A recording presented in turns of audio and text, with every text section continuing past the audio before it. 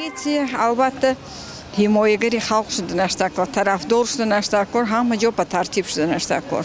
Misol ya خیلیشون خونه ندارن یا خیلیشون وای همین چیزا با نگاه کرده و مشکلشون آسان کنن اگر با خوبتر میشد و با کارشون با نظم میره.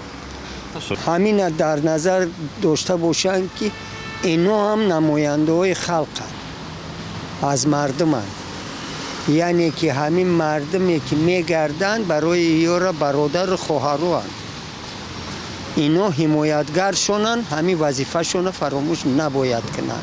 خود پیدا شدن میلیسیا در کوچه این پروفیلاکتیک است. من فکر میکنم که کارمندان اکثریت کارمندان مقامات حزبی از اون جون میلیسیا وظیفه خودشون به خوبی میبرند جلوی وظیفه خودشون. البته من میخوام فرزند من میلیسیا شود، لیکن میلیسیا شود که مثل همه خدمت وطن کند، حقیقت کار کند برای وطن.